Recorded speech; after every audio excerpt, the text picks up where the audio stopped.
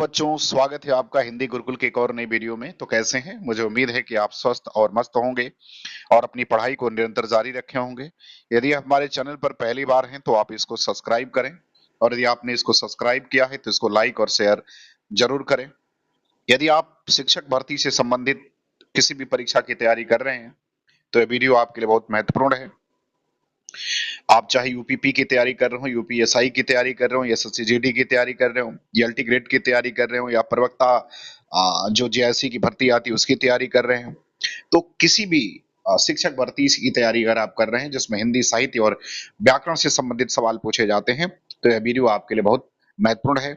और विशेषकर बीपीएससी के वे छात्र जो अभी परीक्षा देने जाने वाले हैं, जिनकी परीक्षाएं 19 से और 22 जो है जुलाई तक निर्धारित की गई हैं, उनके लिए तो यह वीडियो और भी महत्वपूर्ण है। तो चलिए शुरू करते हैं आज की वीडियो और देखते हैं पहला सवाल क्या कह रहा है। पहला सवाल कह रहा है कि रघुबर यश प्रताप के आगे चंद मंदिर बितापहि त्यागे, इस पंक्ति में कौन सा अलंकार है? तो आपको बताना है कि जो पंक्ति लिखी है इस पंक्ति में कौन सा अलंकार है। ए कह रहा उल्लेख, बी कह रहा उत्प्रेक्षा, सी कह रहा विभावना और डी कह रहा व्यतिरेक। तो आपको ये बताना है कि इसमें कौन सा अलंकार है। तो रघुबर यश प्रताप के आगे चंद मंद्र बितापहि तागे, तो रघुबर के प्रताप के आगे जो है, और जो रवि का ताप है, रवि का जो ताप है उसके मंद होने की बात कही गई है। तो जो अलंकार बनेगा वो क्या बन जाएगा? वो व्यतिरेक बनेगा, अर्थात डी ऑप्शन जो है पहले वाले का सही हो जाएगा। चलिए अब हम लोग बात करते हैं सवाल नंबर दूसरे की। दूसरा सवाल कह रहे कि मंगल कर निकल मल हरणी तुलसी कथा रघुनाथ की, इस पंक्ति में कौन सा छंद है? तो आपको बताना है कि कौन सा छंद इस पंक्ति में है। पहला कह रहा है, ए कह रहा चौपाई, बी कह रहा हरिगीतिका, सी कह रहा रोला और डी कह रहा मालिनी। तो आपको ये बताना है कि इसमें कौन सा जो है वो छंद है। तो बच्चों इसमें जो छंद है वो हरिगीतिका है, और हरिगीतिका जो है एक मात्रिक छंद है। कैसा छंद है? यह एक मात्रिक छंद है, और मात्रिक में भी सम मात्रिक छंद है। मात्रिक में भी कैसा छंद है? सम मात्रिक छंद है। चलिए अब हम लोग बात करते हैं सवाल नंबर तीसरे की। सवाल नंबर तीसरा कह रहा है कि मात्रा स्वर को क्या कहते हैं? तो आपको ये बताना है कि मात्रा स्वर को क्या कहा जाता है। ए कह रहा है वर्ण, बी कह रहा है समरूप ग्रेफिंग, सी कह रहा है रूप और डी कह रहा है शब्द। तो आपको बताना है कि मात्रा स्वर को क्या कहा जाता है।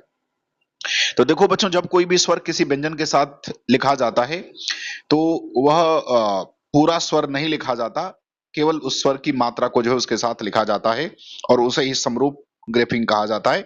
अर्थात बी ऑप्शन जो है वो सही हो जाएगा, उसे समरूप या ग्रेफिंग कहा जाता है। तो उत्तर कौन सा सही हो जाएगा? बी हो जाएगा। तो मात्रा स्वर को क्या कहते हैं? समरूप, उसको आप ग्रेफिम कह सकते हैं। चलिए सवाल नंबर बात करते हैं 4 में। कह किस रस का अस्थाई भाव जुगुप्सा है? आपको ये बताना है कि किस रस का अस्थाई भाव जुगुप्सा होता है। ए कह रहा है भयानक, बी भीभत्स, सी अद्भुत और डी कह रहा है वीर रस। तो आपको चौथे का उत्तर बताना है। किस रस का अस्थाई भाव जो है वो जुगुप्सा होता है? तो बच्चों बीभत्स रस का होता है। बी ऑप्शन जो है आपका सही हो जाएगा। कौन सा ऑप्शन सही होगा? बी जो है चौथे का सही हो जाएगा। चलिए अब हम लोग बात करते हैं सवाल नंबर 5वें की। कह रहा है कि कारण के बिना कार्य होने का वर्णन होने पर कौन सा अलंकार होता है? तो आपको ये बताना है कि कारण के बिना कार्य होने का वर्णन में कौन सा अलंकार होता है। ए असंगत, बी विभावना, सी विशेषोक्ति और डी व्यतिरेक। तो आपको ये बताना है कि कारण के बिना जहां कार्य की प्रतीति होती है वहां कौन सा अलंकार होता है। तो बच्चों वहां अलंकार होता है विभावना होता है। कौन सा होता है? विभावना होता है। तो 5वें का बी सही हो जाएगा। चलिए अब हम लोग बात करते हैं सवाल नंबर 6वें की। कह रहा कि जिस तरह हम बोलते हैं उस तरह तो लिख, और उसके बाद भी हमसे बड़ा तो लिख, इस पंक्ति के रचनाकार कौन है? तो आपको ये बताना है कि यह पंक्ति जो लिखी गई है इसके रचनाकार कौन है। ए कह रहा है धूमिल, बी केदारनाथ सिंह, सी गिरिजा कुमार माथुर और डी कह रहा है भवानी प्रसाद मिश्र। तो आपको ये बताना है कि जो पंक्ति है जिस तरह हम बोलते हैं उस तरह तो लिख, और उसके बाद भी हमसे बड़ा तो लिख, इस पंक्ति के रचनाकार कौन है? तो बच्चों 6वें का उत्तर हो जाएगा डी भवानी प्रसाद मिश्र। तो ये पंक्ति किसकी है? भवानी प्रसाद मिश्र की है। चलिए अब हम लोग बात करते हैं सवाल नंबर 7 की। सवाल नंबर 7 में कह रहा है कि कलम का सिपाही हिंदी गद्य की किस विधा की रचना है? तो आपको बताना है कि कलम का जो सिपाही है वो किस विधा की रचना है। आत्मकथा है, रिपोर्टाज है, संस्मरण है या जीवनी है। तो आपको बताना है कि वह किस विधा की रचना है। तो बच्चों कलम का जो सिपाही है वह जीवनी है, और यह जीवनी किसकी है? तो यह जीवनी प्रेमचंद की है। किसकी जीवनी है? प्रेमचंद की है। और ये किसके द्वारा लिखी गई है? तो उनके पुत्र अमृत राय के द्वारा लिखी गई है। चलिए अब हम लोग बात करते हैं सवाल नंबर 8वें की। सवाल नंबर 8 में कह रहा है कि काव्य मीमांसा के लेखक हैं, तो आपको ये बताना है कि काव्य मीमांसा के लेखक कौन है? रुद्रट, भामा, राजशेखर या दंडी? तो आपको बताना है कि काव्य मीमांसा के लेखक कौन है? ए कह रहा है रुद्रट, बी कह रहा है भामा, सी कह रहा है राजशेखर और डी कह रहा है दंडी। तो आपको ये बताना है कि इसके लेखक जो हैं वो कौन है? तो बच्चों काव्य मीमांसा के लेखक राजशेखर हैं। उत्तर नंबर तीसरा अर्थात सी जो है वो सही हो जाएगा 8वें का। चलिए अब हम लोग बात करते हैं सवाल नंबर 9 में। 9 में कह रहा है कि निराला के अनुसार हिंदी में मुक्तक काव्य जो है किस छंद की बुनियाद पर सफल हो सकता है? तो आपको ये बताना है कि निराला कहते हैं कि हिंदी में मुक्तक छंद जो है वो किस छंद की बुनियाद पर सफल हो सकता है? तो निराला जो है किस छंद का नाम लेते हैं? रोला का, दोहा का, चौपाई का या कवित्त का? तो आपको ये बताना है कि निराला की यह बात कि मुक्तक छंद जो है वो सफल हो सकता है, लेकिन किस छंद की बुनियाद पर जो है वो सफल हो सकता है ये आपको बताना है। रोला के, दोहा के, चौपाई के या कवित्त के? तो बच्चों 9वीं का उत्तर क्या हो जाएगा? डी हो जाएगा। उन्होंने माना कि कवित्त छंद जो है अगर प्रयोग किया जाए तो मुक्तक छंद जो है वो क्या हो सकता है? वह जो है सफल हो सकता है। चलिए अब हम लोग बात करते हैं सवाल नंबर 10वें की। सवाल नंबर 10वें में कह रहा है कि आचार शब्द जो है किस भाषा से आकर हिंदी में प्रयुक्त हुआ है? तो आपको ये बताना है कि आचार जो शब्द है वह किस भाषा से आकर हिंदी में प्रयोग हुआ है? पुर्तगाली भाषा से, अरबी भाषा से, फारसी से या फ्रेंच से? तो ए कह रहा है पुर्तगाली, बी कह रहा है अरबी, सी कह रहा है फारसी और डी कह रहा है फ्रेंच। तो आपको ये बताना है कि यह जो है हिंदी में किस भाषा से आया हुआ है? तो 10वें का उत्तर क्या हो जाएगा बच्चों? 10वें का उत्तर ए हो जाएगा। यह पुर्तगाली से आया हुआ है। तो आचार जो शब्द है वो पुर्तगाली से आया हुआ है। चलिए अब हम लोग बात करते हैं सवाल नंबर 11 की। सवाल नंबर 11 में कह रहा है कि निम्नलिखित में से कौन सा शब्द देशज है? तो आपको ये बताना है कि इसमें से कौन सा शब्द जो है वो देशज है। ए कह रहा है धरती, बी पेड़, सी पुस्तक और डी कह रहा है आग। तो आपको ये बताना है कि कौन सा शब्द इसमें से जो है वो देशज शब्द है। तो बच्चों देशज जो शब्द है वो बी पेड़ जो है वो देशज शब्द है। धरती का जो चूंकि वो तद्भव शब्द है उसका तत्सम शब्द धरती होता है। क्या होता है? धरती। और पुस्तक तो अपने आप में क्या है? तत्सम शब्द है। और आग का अग्नि कह सकते हैं आप। इसलिए जो है 11 का बी उत्तर जो है वो सही हो जाएगा। चलिए अब हम लोग बात करते हैं 12 का। 12 नंबर में क्या कह रहा है सवाल? 12 नंबर कह रहा है कि मछली घर नामक काव्य संग्रह किसका है? तो आपको ये बताना है कि मछली घर नामक काव्य संग्रह किसका है? दूधनाथ सिंह का, विजय देव नारायण शाही का, लक्ष्मीकांत वर्मा का या धर्मवीर भारती का? तो आपको ये बताना है कि मछली घर नामक काव्य संग्रह जो है वो किसका है? ए कह रहा है दूधनाथ सिंह, बी विजय देव नारायण शाही, सी लक्ष्मीकांत वर्मा और डी कह रहा है धर्मवीर भारती। तो आपको बताना है कि बच्चों 12 का उत्तर जो है वो क्या हो जाएगा? तो बच्चों इसका उत्तर हो जाएगा विजय देवनारायण शाही जो है इस काव्य संग्रह के लेखक हैं। इसके अलावा इनका एक और काव्य संग्रह है जिसका नाम है साखी और एक और काव्य संग्रह है संवाद तुमसे। क्या है? संवाद तुमसे। तो ये इनके काव्य संग्रह हैं। और मछली घर जो है इसका प्रकाशन 1966 में हुआ था। चलिए आगे देखते हैं। आगे कह रहा है कि निम्नलिखित में से किस आलोचना ग्रंथ के लेखक का नाम सही नहीं है? तो आपको नीचे जो है आलोचनात्मक ग्रंथ दिखाई देगा और उसके आगे लेखक का नाम लिखा हुआ है। आपको बताना है कि कौन सा जो है विकल्प इसमें से सही नहीं है। ए कह रहा है रस मीमांसा हजारी प्रसाद द्विवेदी, बी कह रहा है कबीर मीमांसा रामचंद्र तिवारी, सी कह रहा है तुलसी काव्य मीमांसा उदय भानु सिंह और डी कह रहा है निराला की साहित्य साधना रामविलास शर्मा। तो आपको ये बताना है कि इसमें से कौन सा विकल्प जो है वो सही नहीं है। तो बच्चों ए विकल्प सही नहीं है क्योंकि जो रस मीमांसा है वो हजारी प्रसाद द्विवेदी का नहीं है बल्कि यह आचार्य रामचंद्र शुक्ल का है। किसका है? आचार्य रामचंद्र शुक्ल का है। चलिए अब हम लोग बात करते हैं सवाल नंबर 14 की। सवाल नंबर 14 में कह रहा है कि सिंधी भाषा का विकास अपभ्रंश की किस शाखा से हुआ है? 14 में क्या कह रहा है कि सिंधी भाषा का विकास अपभ्रंश की किस शाखा से हुआ है? पैसाची से, सौरसेनी, ब्राचड़ या मागधी? तो ए कह रहा है पैसाची, बी कह रहा है सौरसेनी, सी कह रहा है ब्राचड़ और डी कह रहा है मागधी। तो आपको बताना है कि सिंधी का विकास जो है वो किस अपभ्रंश से हुआ है? तो बच्चों इसका विकास ब्राचड़ से हुआ है अर्थात सी ऑप्शन जो है 14 का सही हो जाएगा। चलिए अब हम लोग बात करते हैं सवाल नंबर 15 में। कह रहा कि पुरानी हिंदी ग्रंथ के लेखक हैं। आपको ये बताना है कि पुरानी हिंदी ग्रंथ के लेखक कौन है? रामचंद्र शुक्ल, चंद्रधर शर्मा गुलेरी, विश्वनाथ प्रसाद मिश्र और श्याम सुंदर दास। तो बताना है कि पुरानी हिंदी ग्रंथ के लेखक कौन है। तो बच्चों पुरानी हिंदी ग्रंथ के लेखक चंद्रधर शर्मा गुलेरी हैं, अर्थात बी वाला ऑप्शन जो है 15 का सही हो जाएगा। चलिए तो अब देखते हैं सवाल नंबर 16। सवाल नंबर 16 क्या कह रहा है। कह रहा है कि हिंदी सूफी काव्य का प्रथम रचयिता कवि कौन सा है। ए कह रहा मुल्ला दाऊद, जायसी, शेख फरीद या कुतुबुन। तो हिंदी सूफी काव्य परंपरा का पहला कवि कौन माना जाता है। तो बच्चा माना जाता है मुल्ला दाऊद को। तो बच्चों सवाल कौन सा सही हो जाएगा, 16 का पहला हो जाएगा। चलिए अब हम लोग बात करते हैं सवाल नंबर 17 की। सवाल नंबर 17 में कह रहा है कि निम्नलिखित विलोम शब्द युग्मों में से गलत युग्म क्या है। तो आपको बताना है कि जो नीचे विलोम शब्दों का युग्म लिखा हुआ है इसमें से एक गलत है, उसका आपको चयन करना है। उन्मुख, विमुख, रित, अमृत, मंद, द्रुत, गत और अनागत। तो आपको बताना कि कौन सा युग्म जो है इसमें से गलत युग्म है। तो बच्चों गलत युग्म जो है वो बी है। कौन सा युग्म गलत है, बी है, क्योंकि रित का अमृत नहीं होता है, बल्कि रित का क्या होता है, रित का अनृत होता है। नृत का क्या होता है, अनृत होता है। तो बी विकल्प जो है इसमें से गलत है। चलिए अब हम लोग बात करते हैं सवाल नंबर 18 की। सवाल नंबर 18 में कह रहा है कि किस शब्द की वर्तनी सही नहीं है। आपको ये बताना है कि इसमें से किसकी वर्तनी जो है वो ठीक नहीं है। ए कह रहा द्वारका, बी कह रहा अहिल्या, सी कह रहा केंद्रीकरण और डी कह रहा उज्जवल। तो आपको बताना है कि किस शब्द की वर्तनी जो है इसमें से सही नहीं है। तो देखो बच्चों जो अहल्या लिखा हुआ है इसकी वर्तनी सही नहीं है। अहिल्या नहीं होता है, यह शब्द अहल्या होता है। शब्द क्या होता है, अहल्या होता है। तो दूसरा वाला जो है बी ऑप्शन, इसकी वर्तनी सही नहीं है। तो 18 का कौन सा हो जाएगा, बी हो जाएगा। चलिए अब हम लोग बात करते हैं सवाल नंबर 19 में। सवाल नंबर 19 में कह रहा है कि निम्नलिखित में से अशुद्ध वर्तनी का शब्द है। आपको ये बताना है कि कौन सा वर्तनी इसमें से अशुद्ध है।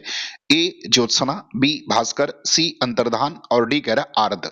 आपको बताना है कि किसकी वर्तनी जो है इसमें शुद्ध नहीं है। तो बच्चों डी की वर्तनी जो है वो शुद्ध नहीं है, क्योंकि आर्द्र नहीं होता, आर्द्र होता है।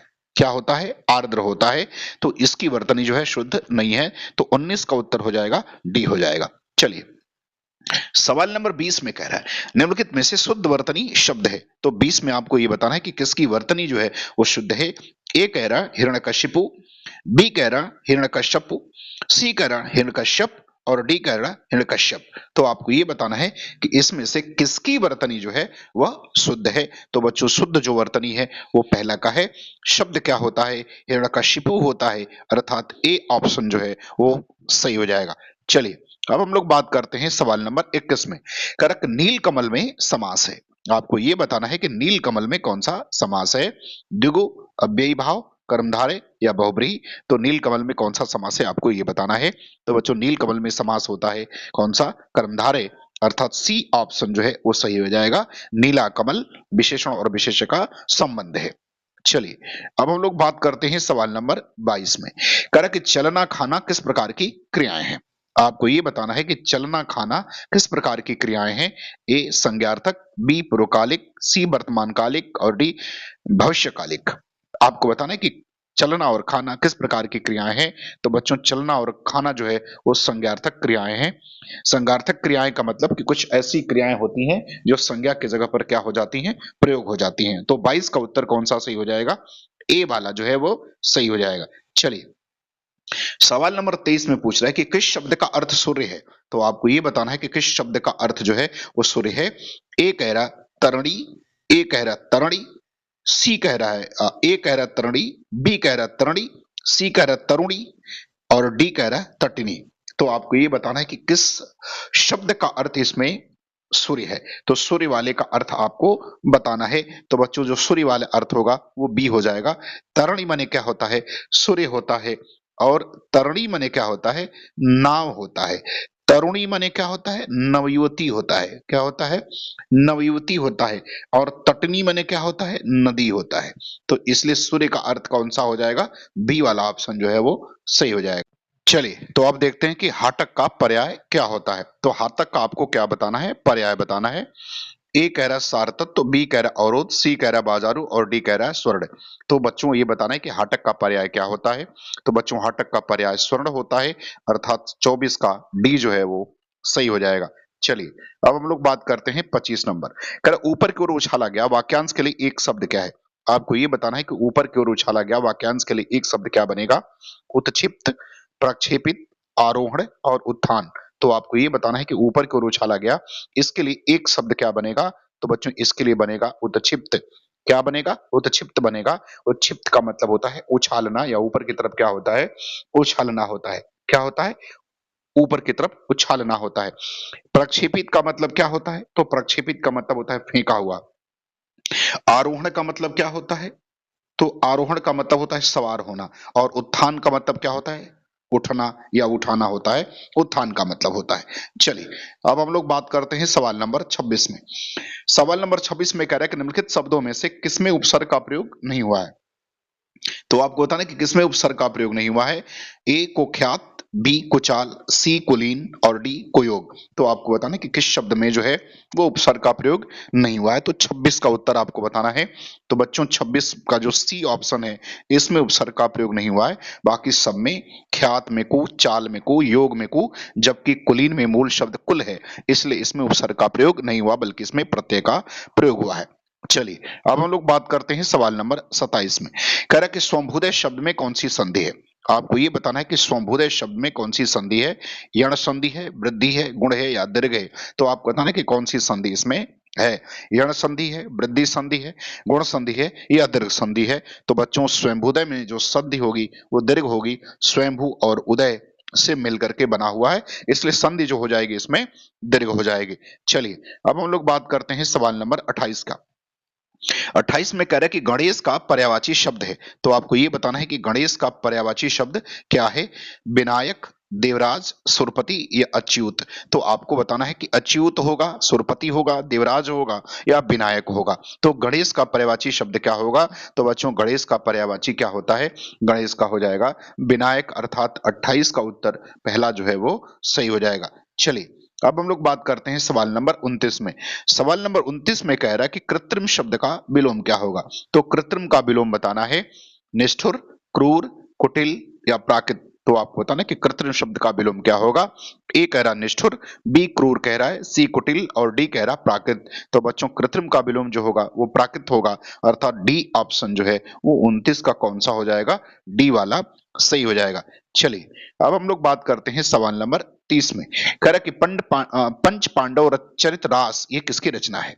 आपको ये बताना है कि पंच पांडव चरित रास जो है वो किसकी रचना है। ए कह रहा देवप्रभ, बी कह रहा पद्मनाथ, सी कह रहा शालिभद्र सूरी और डी कह रहा विजयसेन सूरी। तो आपको 30वें का उत्तर बताना है कि पंच पांडव चरित रास जो है वो किसकी रचना है। तो 30वें का उत्तर क्या हो जाएगा बच्चों? सी हो जाएगा, शालिभद्र सूरी की रचना है। किसकी रचना है? शालिभद्र सूरी की रचना है। चलिए, अब देखते हैं सवाल नंबर 31 में। कर उस्मान की रचना है। आपको ये बताना है कि उस्मान की रचना इसमें से कौन सी है। एक रस रतन, चित्रावली, ज्ञानदीप या रूप मंजरी? तो आपको बताना है कि उस्मान की रचना निम्नलिखित में से कौन सी रचना जो है वो उस्मान की रचना है। तो आपको 31 का उत्तर बताना है। तो बच्चों 31 का उत्तर बी हो जाएगा। उस्मान की रचना जो है वो कौन सी है? वो चित्रावली है। चलिए, अब देखते हैं सवाल नंबर 32। सवाल नंबर 32 में कह रहा है कि मिट्टी की सौगंध दलित उपन्यास रचित है। आपको ये बताना है कि मिट्टी की सौगंध जो दलित उपन्यास है इसके रचयिता कौन है। मदन दीक्षित द्वारा, सत्यप्रकाश द्वारा, प्रेम कपाड़िया द्वारा या जयप्रकाश करदम द्वारा रचित है। तो आपको ये बताना है कि यह किसके द्वारा जो है वो रचित है। तो बच्चों मिट्टी की सौगंध वो प्रेम कपाड़िया द्वारा रचित है, और इसका प्रकाशन 1995 में हुआ था। कब हुआ था? 1995 में। चलिए, अब हम लोग बात करते हैं सवाल नंबर 33 की। करे काव्य सुधारक आलोचना रचित है। तो आपको ये बचाना है कि काव्य सुधारक नामक जो आलोचनात्मक ग्रंथ है ये किसके द्वारा लिखा गया है। जानकी प्रसाद, प्रताप नारायण सिंह, ज्वाला स्वरूप या रामदहिन मिश्र? तो आपको बताना है कि काव्य सुधारक जो है वो किसकी रचित रचना है। ये आपको बताना है 33 वाले सवाल में। तो बच्चों इसका उत्तर हो जाएगा ए, जानकी प्रसाद की है। किसकी है? जानकी प्रसाद की है। चलिए, अब हम लोग बात करते हैं सवाल नंबर 34 में। करेक्ट, लाल पसीना, लाल पीना होना। क्या होना? लाल पीला होना, सॉरी, लाल पीना होने का अर्थ पूछा है कि लाल पीला होने का अर्थ क्या होता है। ए कह रहा है मुद्राएं बनाना, बी कह रहा है क्रोध करना, सी कह रहा है तेवर बदलना और डी कह रहा है रंग बदलना। तो आपको ये बताना है कि जो लाल पीला होना है इसका अर्थ क्या होता है। तो बच्चों लाल पीला का अर्थ होता है क्रोध करना, अर्थात बी ऑप्शन जो है 34 का वो सही हो जाएगा। चलिए अब हम लोग बात करते हैं सवाल नंबर 35 का। कह रहा जीभ का पर्यायवाची शब्द है। तो आपको क्या बताना है, आपको ये बताना है कि जीभ का पर्यायवाची शब्द क्या है। ए ध्वनि, बी वाणी, सी सरस्वती और डी रसना। तो आपको बताना है कि जीभ का पर्यायवाची शब्द क्या होता है। तो बच्चों जीभ का पर्यायवाची शब्द क्या हो जाएगा, रसना। चलिए 36 नंबर सवाल में क्या कह रहा है, 36 नंबर सवाल में कह रहा है कि जिसकी पहले से आने की आशा न हो का सही अर्थ क्या है, अर्थात इसको एक शब्द में क्या कहा जा सकता है। ए अप्रत्याशित, बी संभावित, सी भावी, डी प्रत्याशित। तो आपको बताना है कि इसका सही अर्थ क्या बनेगा। तो इसका सही अर्थ बनेगा बच्चों ए अप्रत्याशित, अर्थात जिसकी पहले से आने की आशा न हो उसे अप्रत्याशित कहा जाता है। चलिए अब हम लोग बात करते हैं सवाल नंबर 37 में। कह रहा है कि सखी वे मुझसे कहकर जाते, यह रचना जो है किसकी है, मतलब ये पंक्ति द्वारा किसके द्वारा रचित है। ए मैथिली शरणगुप्त, बी जयशंकर प्रसाद, सी हरिऔध और डी अज्ञे। तो आपको बताना है कि यह पंक्ति किसके द्वारा जो है वो रचित है। तो बच्चों 37 का उत्तर ए हो जाएगा, मैथिली शरणगुप्त के द्वारा यह रचित है। चलिए अब देखते हैं सवाल नंबर 38 में कह रहा है कि निम्न में से कौन संज्ञा शब्द नहीं है। तो आपको ये बताना है कि इसमें से कौन संज्ञा शब्द नहीं है। ए कह रहा है अच्छा, बी राम, सी भगत सिंह, डी मंदिर। तो बताना है कि कौन सा संज्ञा शब्द नहीं है बच्चों। तो बच्चों इसमें ए अर्थात अच्छा यह संज्ञा शब्द नहीं है, बल्कि यह जो है क्या है, तो इसको हम विशेषण कहते हैं। तो यह विशेषण है। चलिए अब बात करते हैं सवाल नंबर 39 की। कह रहा है कि इस कथन की पुष्टि कीजिए इस वाक्य में कौन सा कारक है। इस कथन की पुष्टि कीजिए इस वाक्य में कौन सा कारक है। ए संबोधन, बी संबंध, सी कर्म और डी करण। तो आपको बताना है कि इस वाक्य में कौन सा कारक है। तो बच्चों इसमें संबंध कारक है, अर्थात 39 का बी सही हो जाएगा। चलिए अब देखते हैं सवाल नंबर 40। सवाल नंबर 40 में कह रहा है कि रीतिकाल को अंधकार काल किसने कहा है। आपको ये बताना है कि रीतिकाल को अंधकार नाम काल नाम से अलंकृत किसने किया है। ए मिश्र बंधु, बी त्रिलोचन, सी आचार्य शुक्ल और डी जॉर्ज ग्रियर्सन। तो बच्चों रीतिकाल को अंधकार काल जो है वो किसने कहा है, तो त्रिलोचन ने कहा है, अर्थात बी ऑप्शन जो है वो सही हो जाएगा। कौन सा ऑप्शन सही होगा, तो बी ऑप्शन जो है वो सही हो जाएगा। हमारी वीडियो को जो है वो लाइक शेयर और सब्सक्राइब जरूर करें। धन्यवाद।